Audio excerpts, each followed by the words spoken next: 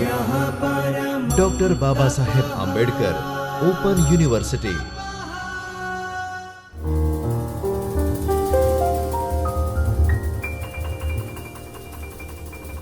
નમસ્કાર વિદ્યાર્થી મિત્રો, ડૉક્ટર બાબા સાહેબ આંબેડકર ઓપન યુનિવર્સિટીના જ્યોતિર્મય પરિસર ખાતે આવેલ ચૈતન્ય સ્ટુડિયોમાંથી હું Krunal Mistry, assistant professor, school of commerce and મેનેજમેન્ટમાંથી આપનું હાર્દિક સ્વાગત કરું છું.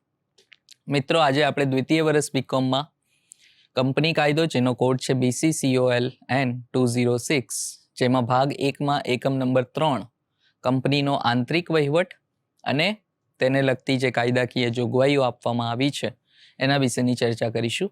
તો કંપનીનો આંતરિક વહીવટ કઈ રીતે કામ કરતું હોય છે અને એમાં કઈ કઈ જોગવાઈઓ આપેલી છે કાયદાકીય, તેના વિશેની આપણે અહીં ચર્ચા કરવાની છે. તો સૌથી પહેલાં એકમમાં શું શીખીશું તેના વિશે ચર્ચા કરીએ. પ્રસ્તાવના, જે રજિસ્ટરની જોગવાઈ છે અથવા તો જાળવણી માટેની કઈ કઈ જોગવાઈ છે તેના વિશેની ચર્ચા કરીશું. ડિપોઝિટ શું છે એના વિશે આગળ ચર્ચા કરીશું. તો કોઈ પણ કંપની કાર્યક્ષમ રીતે જો ફરજ બજાવવા માંગતી હોય તો એણે કાનૂની જોગવાઈઓનું પાલન કરવું પડે અને કાનૂની જરૂરિયાતો અને કાયદાનું પાલન એને કમ્પલસરી કરવું પડે. તો જ તેને આપણે કહી શકીએ તે કાર્યક્ષમ રીતે કામ કરે છે અથવા ફરજ બજાવે છે. બરાબર? એટલે જ્યારે પણ કોઈ કંપની પોતાનો જે કાયદેસરનું જે નિયમો છે અને જોગવાઈઓનું પાલન કરતી હોય ત્યારે આપણે તે કંપની લીગલ છે તેવું માની શકીએ. એટલે કંપનીએ કેટલાક રેકોર્ડ્સ જે છે જેને આપણે રજિસ્ટર કહેતા હોઈએ છીએ, બરાબર, અને રજિસ્ટર બનાવવા માટે આવશ્યક છે. બીજું, તદ ઉપરાંત કંપનીએ જે પોતાના રોકાણકારોનું હિત છે તે સચવાય એના માટે પણ પગલાં ભરવા પડે છે. બરાબર? કારણ કે કંપનીમાં જે મોટા ભાગનું ફંડ છે તે પોતાના રોકાણકારોનું છે અને કંપની જ્યારે પોતાનો વિકાસ કરવા માંગતી હોય, કંપનીનું આપણે વિસ્તરણ કરવું હોય, તો એ વખતે જ્યારે પણ ફંડની જરૂર પડશે તો તે પોતાના રોકાણકારો પાસેથી લેતી હોય છે અને આવા રોકાણકારોનું હિત સાચવવું હોય તો તેના માટે કંપનીએ જે કાયદામાં જોગવાઈઓ આપેલી છે તેનું પાલન કરવું અતિ આવશ્યક થઈ જાય છે. એટલે આ ખૂબ મહત્વનું છે અને એટલા માટે જ જે કંપની પોતાના રજિસ્ટર તૈયાર કરે છે તો એ રજિસ્ટરની જાળવણી કંપનીએ કઈ રીતે કરવાની એના માટેની અમુક જોગવાઈઓ જે કંપની ધારો 2013 છે તેનામાં આપેલી છે. સૌથી પહેલાં તો કોઈ પણ રજિસ્ટર જે હોય તે ઇન્ડેક્સ સાથેનું સભ્યોનું રજિસ્ટર કાયમી રૂપે સાચવવામાં આવતું હોય છે. બરાબર? કોઈ પણ રજિસ્ટર હોય તો એ ઇન્ડેક્સ સાથેનું હોવું જોઈએ. બરાબર? એટલે જે કંપનીમાં જે કાયદા મુજબના જે ચોપડાઓ તૈયાર કરાતા હોય છે તે ઇન્ડેક્સ સાથેનું હોય. આ રજિસ્ટર કંપની સેક્રેટરી અથવા આવા હેતુ માટે જો બોર્ડ દ્વારા અધિકૃત કરેલ કોઈ વ્યક્તિ હોય તો તેના દ્વારા કસ્ટડીમાં રહેશે. એ વ્યક્તિની કસ્ટડીમાં આ રજિસ્ટર રહેતા હોય છે. બરાબર? એટલે સૌથી પહેલું જે સભ્યોનું રજિસ્ટર છે તે સભ્યોનું રજિસ્ટર કંપની સેક્રેટરી પાસે હોઈ શકે અથવા તો બોર્ડ છે નક્કી કરે છે તે વ્યક્તિ પાસે આની કસ્ટડી હોઈ શકે. બરાબર? પણ આ રજિસ્ટર કાયમી રૂપે રાખવાનું હોય છે એટલે એ પ્રમાણે એ વ્યક્તિની નિમણૂક થયેલી હોવી જોઈએ. ઇન્ડેક્સ સાથેનું જે ડિબેન્ચર રજિસ્ટર છે અથવા તો બીજું કોઈ સિક્યુરિટી રજિસ્ટર હોય તો તેનું જે રિડમ્શન તારીખ છે એનાથી 8 વર્ષ સુધી આ સાચવવાનું હોય છે. બરાબર? કારણ કે જનરલી ડિબેન્ચર જે છે તે રિડમ્શન થતા હોય છે. બરાબર? રિડમ્શન એટલે જે પરત કરતા હોઈએ છે ડિબેન્ચરની રકમ. તો આવા કોઈ ડિબેન્ચર અથવા કોઈ સિક્યુરિટી રજિસ્ટર કે જે પરત કરાતી હોય છે તો એ પરત કર્યાના તારીખથી 8 વર્ષ સુધી આ રજિસ્ટરને સાચવવું પડે. બરાબર? ધારો કે 2025માં તેને પરત કરીએ છીએ તો એને 8 વર્ષ સુધી આ ડિબેન્ચરની રકમ આપણે 2025માં પરત કરી તો તેને બીજા 8 વર્ષ સુધી એટલે 2033 સુધી આ રજિસ્ટરને સાચવવું પડશે. એટલે આ એક મહત્વનું છે. આ રજિસ્ટર કંપની સેક્રેટરી અથવા તો આવા હેતુ માટે જે પણ બોર્ડ દ્વારા અધિકૃત કરેલ વ્યક્તિ હોય એની કસ્ટડીમાં રહેતું હોય છે. એટલે જે ઉપર ચર્ચા કરી એવી જ રીતે ડિબેન્ચર રજિસ્ટર પણ રહેશે. ફોરેન રજિસ્ટર જે છે એ પણ કાયમી રૂપે સાચવવામાં આવે છે. બરાબર? જે રીતે સભ્યોનું રજિસ્ટર છે એ જ રીતે ફોરેન રજિસ્ટર પણ. અને ફોરેન ડિબેન્ચર રજિસ્ટર અથવા અન્ય કોઈ ફોરેન સિક્યુરિટી રજિસ્ટર હોય તો તેના રિડેમ્પશન તારીખથી 8 વર્ષ સુધી સાચવવામાં આવતું હોય છે. અને આમાં પણ સેમ કંપની સેક્રેટરી અથવા આવા હેતુ માટે કોઈ અધિકૃત કરેલ વ્યક્તિ હોય તો તેની કસ્ટડીમાં આ રજિસ્ટર રહેશે.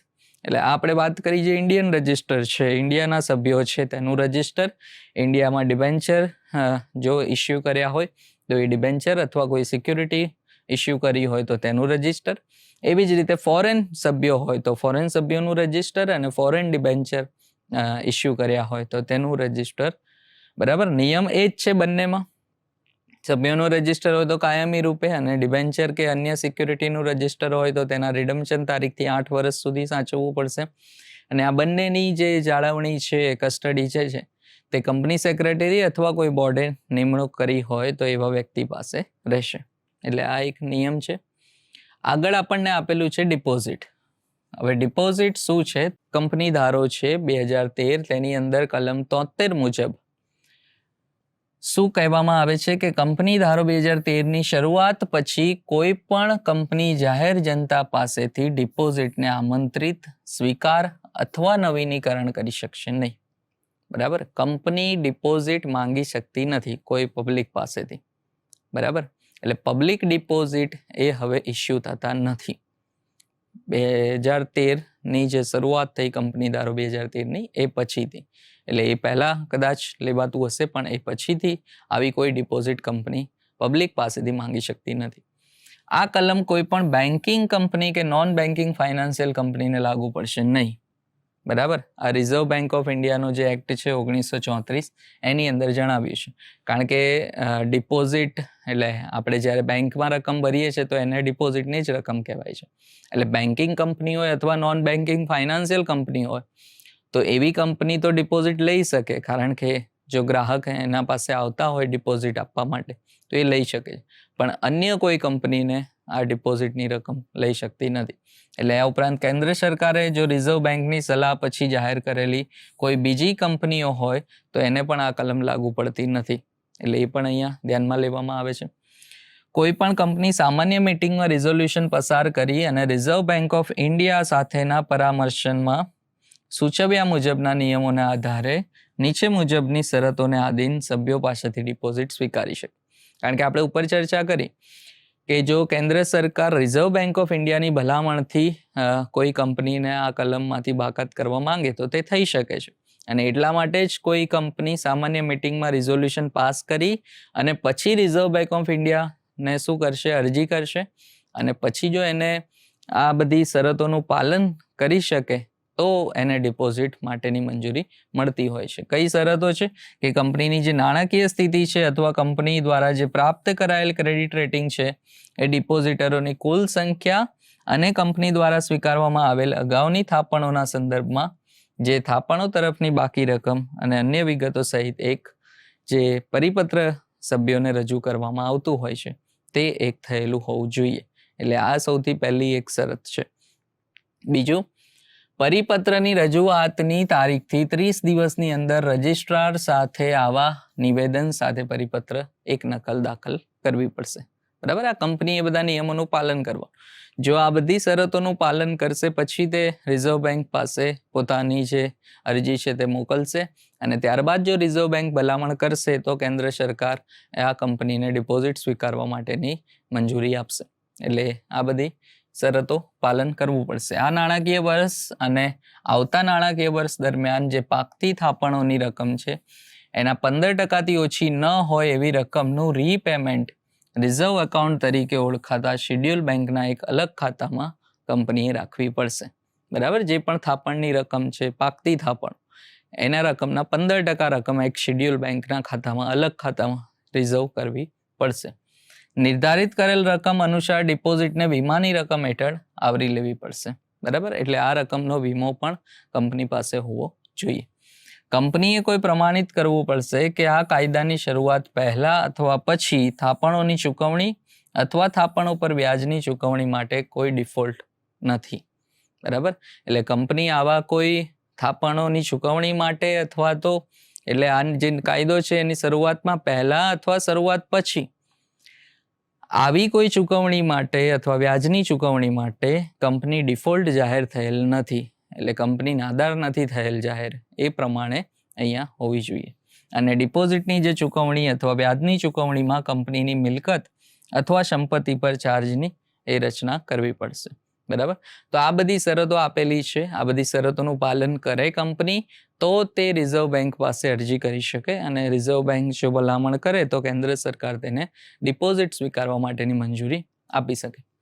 પેટા કલમ 2માં શું આપેલું છે કે એ હેઠળ સ્વીકૃત કરાયેલ જો પ્રત્યેક ડિપોઝિટ વિભાગમાં દર્શાવેલ કરારના નિયમો અને શરતો અનુસાર વ્યાજ સાથે પાછી આપવામાં આવતી હોય છે. બરાબર. એટલે આવી ડિપોઝિટની રકમ જે કરાર મુજબ વ્યાજ સાથે આ રકમ પાછી આપવામાં આવે છે.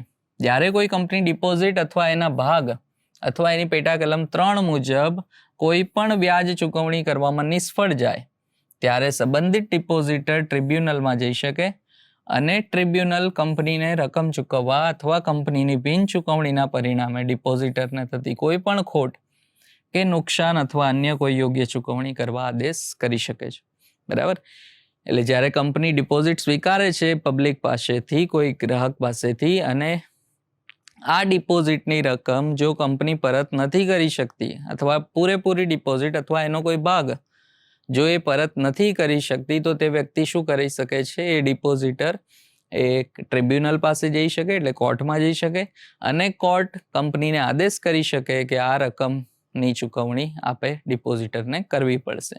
બરાબર. એટલે જે પણ ખોટ કે નુકસાન થયું છે એની પૂરેપૂરી ભરપાઈ કંપનીએ કરવાની થશે. બરાબર. એટલે એ પણ છે. પેટા કલમ 2ની કલમ સીમાં ઉલ્લેખિત ડિપોઝિટ રીપેમેન્ટ રિઝર્વ એકાઉન્ટનો ઉપયોગ ડિપોઝિટની ચૂકવણી સિવાય અન્ય કોઈ હેતુ માટે થઈ શકતો નથી. બરાબર. બીજું, દંડની જોગવાઈ પણ આપેલી છે, કારણ કે આપણે જોયું કે જો ડિપોઝિટરને રકમ પછી પરત ન મળે તો એ વખતે કયા કયા દંડ કંપનીને થઈ શકે છે. તો કંપની ધારામાં જ આપેલું છે કલમ 73માં કે આ જોગવાઈનો જો ભંગ કરવામાં આવે તો એ બદલ કંપનીને નીચે મુજબના દંડ થઈ શકે છે. 1. કંપની ડિપોઝિટની રકમ અથવા એના ભાગની રકમ ચૂકવણી અને વ્યાજની ચૂકવણી ઉપરાંત દંડ સાથે સજાપાત્ર રહેશે. બરાબર. જો ચૂકવણી ન કરી શકે, વ્યાજની ચૂકવણી ન કરી શકે તો એ કંપનીને દંડ થઈ શકે છે. કેટલો? 1 કરોડથી ઓછો નહીં, પરંતુ તે 10 કરોડથી વધારે નહીં હોય. એટલે 1 થી 10 કરોડની વચ્ચે ગમે તેટલો દંડ એ જે ડિપોઝિટની રકમ અથવા વ્યાજની રકમ છે તેના પ્રમાણે નક્કી થશે.